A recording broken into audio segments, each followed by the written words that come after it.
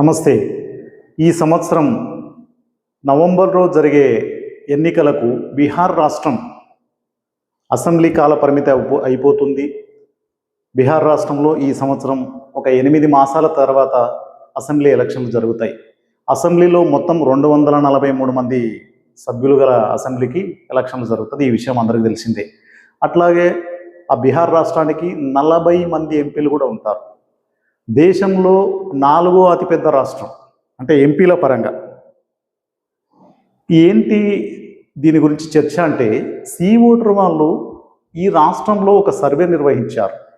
అంటే రాబోయే 8 మాసాల్లో అసెంబ్లీ ఎలక్షన్లు జరుగుతాయి కదా, అక్కడి ప్రజల నాడి పసిగట్టడానికి ఓటర్ వాళ్ళు ఒక సర్వే నిర్వహించడం జరిగింది. దాని ఫలితాన్ని కూడా ఇండియా టుడేలో ప్రచురించడం జరిగింది. దాని సారాంశం ఏంటంటే, వారు అక్కడ రాష్ట్రంలో మొత్తం ప్రజల దగ్గరికి వెళ్ళి ఈ పార్టీకి ఇన్ని సీట్లు వస్తాయి, ఈ పార్టీ ఓడిపోతుంది, ఈ పార్టీ గెలుస్తుందని వాళ్ళు చెప్పలే, కానీ ప్రజల దగ్గరికి వెళ్ళి కొన్ని ప్రశ్నలు అడగడం జరిగిందట. దానికి అక్కడి ప్రజల నుండి కొంత ఆసక్తికర సమాధానాలు వెలుగులోకి వచ్చాయి. అవి ఏంటంటే, మొదట ఈ ప్రభుత్వం మీద క్వశ్చన్ నెంబర్ 1, ఈ ప్రభుత్వం మీద మీరు సంతృప్తిగా ఉన్నారా? ఇప్పుడున్న ఎన్డీఏ కూటమి నాయకుడైన నితీష్ కుమార్ గారి మీద మీరు సంతృప్తి వ్యక్తం చేస్తున్నారా? ఈ ముఖ్యమంత్రి పనితీరు బాగుందా? ఈ ప్రభుత్వం మీద మీకు ఎలాంటి కోపం లేదా? మీరు సంతృప్తిగా ఉన్నారా అని అడిగిన ప్రశ్నకు అక్కడి ప్రజలు 70% మంది ప్రజలు ఈ ప్రభుత్వం అంటే మాకు కోపంగా ఉంది, ఈ ముఖ్యమంత్రి అంటే మాకు ఇష్టం లేదు, అసలు ఈ ప్రభుత్వ విధానాలు సరిగా లేవు అని చెప్పేసి 70% మంది ప్రజలు వ్యతిరేకంగా మాట్లాడడం జరిగిందట. కేవలం 25% మంది మాత్రమే ఈ ప్రభుత్వ పనితీరు బాగుంది, మళ్ళీ ఎన్డీఏ సర్కారే మాకు రావాలి, ఈ ప్రభుత్వం చేసే ప్రతి పని మీద మేము సంతృప్తిగా ఉన్నామని సమాధానం ఇచ్చారట. 70% మంది ప్రజలేమో ఆపోజిట్, 25% మంది మాత్రమే సపోర్ట్. నితీష్ కుమార్ గారి గురించి కూడా మనకు తెలిసిన విషయమే. గత 10 సంవత్సరాల్లో అతను ఉష్కతక్కిడి ఆడినట్లు ఇక్కడ అక్కడ ఎన్డీఏ కూటమి నుండి యువతలు ఇండియా కూటమిలోకి వస్తాడు, ఇండియా కూటమి నుండి ఎన్డీఏ కూటమిలోకి వెళ్ళిపోతాడు. అతనికి ఎట్లా ఉంటే అట్లా, కానీ ఫైనల్గా అతనే ముఖ్యమంత్రి కావాలనే సిద్ధాంతంతో అక్కడి ప్రజల్లో చాలా విసుగు తెప్పించాడు. అక్కడి ప్రజలకు తీవ్రమైన కోపాన్ని కూడా తెప్పించాడు. ఒక నాయకుడు, ముఖ్యమంత్రి, ఒక రాష్ట్రానికి ముఖ్యమంత్రి అనే వ్యక్తి ఇప్పుడు పొద్దు తిరిగే కదల్లా బుద్ధి మారుతుంటే మాత్రం ప్రజలు ఏవగించుకుంటారు. ఇది వాస్తవమే. అక్కడి ప్రజలు కూడా అదే చేసిండ్రు. అతను అక్కడ ఇండియా కూటమిలో పుసుకున్నప్పుడు ఇండియా కూటమిలోకి రావడం, ఎన్డీఏ కూటమిలో పుసుకున్నప్పుడు ఇండియా కూటమిలోకి వెళ్ళడం, ఇక్కడ నుండి అక్కడ నుండి ఇక్కడ దుంకి ఎటుపోయినా తనే ముఖ్యమంత్రి, నేనే ముఖ్యమంత్రి కావాలనే సిద్ధాంతంతో పనిచేసిన వ్యక్తి కాబట్టి ఇప్పుడు అక్కడ ప్రజలు అతన్ని ఏవగించుకుంటున్నారు, కోపంగా ఉన్నారు.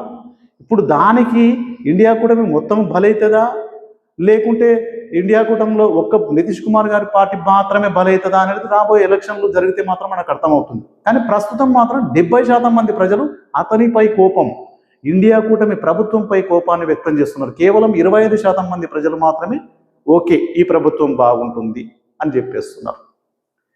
ఇక మరో ప్రశ్న, ముఖ్యమంత్రి ఎవరైతే బాగుంటుంది అనే ప్రశ్నకు 19% మంది ప్రజలు మాత్రమే నితీష్ కుమార్ గారు అయితే బాగుంటుంది.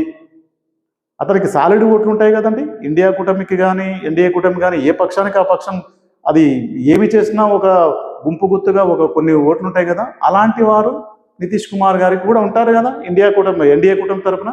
కాబట్టి 19% మంది ప్రజలు ఎన్డీఏ కూటమి అభ్యర్థి నితీష్ కుమార్ గారు అయితేనే బాగుంటుందని చెప్పేసి 19% మంది ప్రజలు ముఖ్యమంత్రిగా అతనైతేనే బాగుంటుందని చెప్పేసి అభిప్రాయపడ్డారట. ఇక బీజేపీ పక్ష నాయకుడు చౌదరి గారికి, వరుణ్ చౌదరి గారికి 9% మంది ప్రజలు ఇతను ముఖ్యమంత్రి అయితే బాగుంటుంది అనడం. ఇక ఎల్జేపీ నాయకుడు చిరాగ్ పాస్వాన్ గారికి 5% మంది ప్రజలు ఇతనైతే చిరాగ్ పాస్వాన్ గారు ముఖ్యమంత్రి అయితే బాగుంటుందని అభిప్రాయపడ్డారట. ఇక కొత్తగా పార్టీ పెట్టిన ప్రశాంత్ కిషోర్కు 15% మంది ప్రజలు ప్రశాంత్ కిషోర్ ముఖ్యమంత్రి అయితే బాగుంటుంది అని అభిప్రాయపడ్డారట. ఇక చివరగా ఇండియా కూటమిలో నాయకుడైన ఆర్జేడీ అధినేత తేజస్వి యాదవ్ గారికి 40% మంది ప్రజలు ఇతను ముఖ్యమంత్రి అయితే బాగుంటాడు అని అభిప్రాయపడ్డారట. అంటే సుమారుగా నితీష్ కుమార్ గారికి డబల్. ఇప్పుడు నితీష్ కుమార్ గారు బీజేపీ పక్ష నాయకుడు, ఎల్జేపీ పక్ష నాయకుడు, వీరందరికేసినా కూడా తేజస్వి యాదవ్కు సమానం కారు. అంటే చాలా ముందు వరుసలో తేజస్వి యాదవ్ గారు ఉన్నారన్నమాట. అంటే ఇండియా కూటమి అధికారంలోకి రాబోతుంది అనే సంకేతాలు ఈ సర్వే ద్వారా వెల్లడవుతున్నాయి. ఎన్డీఏ కూటమికి అక్కడ ఓటమి తప్పదు అనే సంకేతాలు ఈ సర్వే ద్వారా మనకు అర్థమవుతుంది. అక్కడి ప్రజలు ఇండియా కూటమిలో భాగస్వామి అయిన ఆర్జేడీ అధినేత తేజస్వి యాదవ్ గారికే పట్టం కడతారనేది మనకు అర్థమైపోతుంది. మొదటి ప్రశ్నలో ఏమో 70% మంది ప్రజలు ప్రభుత్వంపై కోపంతో ఉన్నారని సమాధానం వచ్చింది. రెండవ ప్రశ్నలో ముఖ్యమంత్రి ఎవరైతే బాగుంటారో అంటే తేజస్వి యాదవ్ గారికి అత్యధికంగా ఎక్కువ మంది ప్రజలు ముఖ్యమంత్రి వారైతేనే బాగుంటుందనేది చెప్పారు. దీనికి కారణాలు కూడా మనకు తెలుసు. నితీష్ కుమార్ గారి పరిపాలన బాగున్నా కూడా వారి ప్రవర్తన సక్రమంగా లేక ఇక్కడ నుండి అక్కడ, అక్కడ నుండి ఇక్కడ గోడలు దుంకడం ప్రజలకు ఏవగింపుగా ఉంటుంది. మరి అది ఇప్పుడు రిఫ్లెక్ట్ అవుతుందో ఏమో. కానీ మనం గతంలో ఒక్కసారి 2020 ఎలక్షన్లకు వెళ్తే అప్పుడు ఇండియా కూటమిలో భాగస్వామైన ఆర్జేడీ పార్టీకి 75 సీట్లు అసెంబ్లీ సీట్లు రావడం జరిగింది. బీజేపీకి 74 సీట్లు, నితీష్ కుమార్ గారికి 44 సీట్లు. అక్కడ నష్టపోయింది కూడా ఎవరంటే నితీష్ కుమార్ గారే నష్టపోయారు. అంతకుముందు ఎలక్షన్లతో పోలిస్తే నష్టపోయిన పార్టీ ఏదైనా ఉందంటే అది నితీష్ కుమార్ గారి పార్టీ. బీజేపీ బలపడ్డది, ఆర్జేడీ స్టేబుల్గా ఉంది. మరి ఇప్పుడు ఈ సర్వే అంటే 8 మాసాల తర్వాత ఇండియా కూటమి అధికారంలోకి వస్తుందా, తేజస్వి యాదవ్ గారు ముఖ్యమంత్రి అవుతారా అంటే మనం కామన్గా ఏమనుకుంటుందంటే అవుననే సమాధానం వస్తుంది. కానీ వేరే రాష్ట్రాల్లో హర్యానా కానీ మహారాష్ట్ర కానీ కొన్ని రాష్ట్రాల్లో గతంలో ఎలక్షన్లు జరిగినాయి కదా ఈ మధ్యనే, అక్కడ సర్వేలలో వచ్చిన ప్రజాభిప్రాయానికి వాస్తవంలో ఎన్నికలు జరిగిన తర్వాత వాస్తవానికి చాలా సత్యదూరంగా ఉందండి. ఉదాహరణ హర్యానా పార్లమెంట్ ఎన్నికల టైంలో 10 సీట్లు హర్యానాలో ఉంటే 5 సీట్లు కాంగ్రెస్ పార్టీ గెలుచుకోవడం జరిగింది. అక్కడ సర్వేలన్నీ కూడా ఎట్లా చెప్పాయంటే ఇక ఖచ్చితంగా కాంగ్రెస్ గవర్నమెంటే ఫామ్ చేస్తుంది. ఇప్పుడున్న 10 సంవత్సరాల ప్రభుత్వ వ్యతిరేకత ఉంది ఈ ఎన్డీఏ గవర్నమెంట్కు. ఇప్పుడున్న ముఖ్యమంత్రి బాగా పనిచేయడం లేదు, ఇప్పుడున్న మంత్రులు బాగా పనిచేయడం లేదు, అన్ని సర్వేలు దాదాపుగా అదే అభిప్రాయంతో చెప్పేసి కాంగ్రెస్ పార్టీ ఖచ్చితంగా అధికారంలోకి వస్తుందని చెప్పింది. కానీ ఎలక్షన్లు జరిగిన తర్వాత వాస్తవం ఏంటి, బీజేపీ అధికారంలోకి వచ్చింది. మహారాష్ట్రలో కూడా అదే జరిగింది. కానీ మహారాష్ట్రలో ఒక తేడా, ఏక్నాథ్ షిండే గారు కొంత ప్రజా అభిమానాన్ని చూరగొన్నాడు.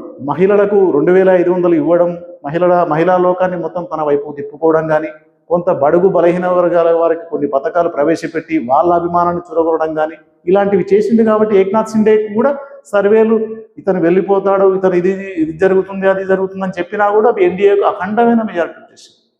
మరి ఇప్పుడు బీహార్లో నితీష్ కుమార్ గారి మీద ఉన్న కోపాన్ని ఇండియా కూటమికి అనుకూలంగా మార్చి తేజస్వి యాదవ్ గారు ముఖ్యమంత్రి అవుతారా? బీజేపీ అధినాయకత్వం ఇదంతా చూసుకుంటూ ఊరుకుంటుందా? వాళ్ళ వ్యూహాలు ఏంటి? ఇప్పుడు సాధ్యం కాని చోటికి కూడా సాధ్యమయ్యేటట్లు చేసే వ్యూహాలు బీజేపీ పెద్దల దగ్గర ఉంటాయి. వాళ్ళు ఎన్నెన్నో వ్యూహాలు చేస్తుంటారు, నిరంతరము వర్క్ చేస్తుంటారు. కాబట్టి వాళ్ళ మైండ్ సెట్ ఎలా ఉంది? ఇప్పుడు నితీష్ కుమార్ గారిని ముందర పెట్టి ఎలక్షన్లకు వెళ్తారా, లేకుంటే మరేదైనా పార్టీని కలుపుకొని వెళ్తారా? దేనికైనా సాధ్యమవుతుంది. ఇప్పుడు ప్రశాంత్ కిషోర్ గారు కొత్తగా పార్టీ పెట్టిన ప్రశాంత్ కిషోర్ గారు ఎవరి ఓటమికి ప్రధాన కారకుడు అవుతాడు? అతను ఓట్లు చీల్చేవి బీజేపీ ఓట్లు చీల్స్తాడా, లేకుంటే ఇండియా కూటమిలో ఉన్న ఆర్జేడీ పార్టీ ఓట్లు చీల్స్తాడా, ఎవరి ఓట్లు చీల్స్తాడా అనేది కూడా ఒక ప్రధానమైన ప్రశ్ననే. ఇవన్నీ ఇప్పుడు బీహార్లో మొట్టమొదటి కులాల కుంపటి, కులాల వారీగా ఓట్లు చీల్తాయండి అక్కడ. ఇది వాస్తవం, ఇది అందరికి తెలిసిన విషయమే. ఇది అప్పటి వరకు బీజేపీ వాళ్ళు వేసే వ్యూహాలేంటి? ఇప్పుడున్న ప్రజాభిమానం అలాగే నిలుపుకుంటాడా తేజస్వి యాదవ్ గారు?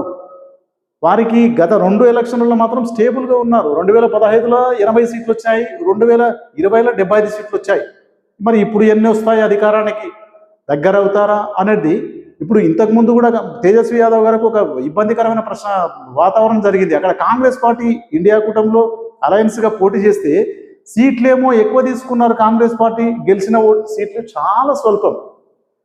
అట్లా కాంగ్రెస్ పార్టీకి ఎక్కువ సీట్లు ఇవ్వడం కూడా ఆర్జేడీకి ఒక తేజస్వి యాదవ్ గారికి ఒక నష్టం జరిగింది అక్కడ పోయినసారి ఎలక్షన్లో. మరి ఇప్పుడు దాన్ని ఎలా అధిగమిస్తారు?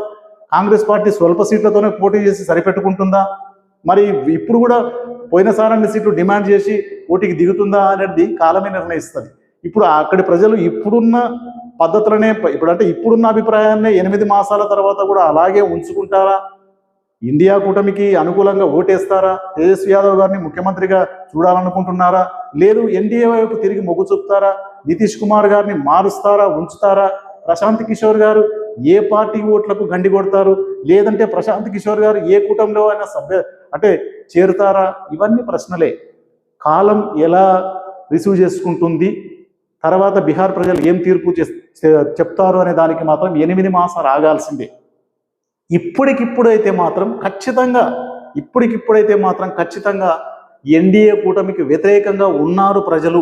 ఇండియా కూటమికి అనుకూలంగా తేజస్వి యాదవ్ గారికి ముఖ్యమంత్రి పగ్గాలు అప్పచెప్పాలనే బీహార్ ప్రజలు ఉన్నట్లు ఈ సర్వే ద్వారా మనకు అర్థమవుతుంది.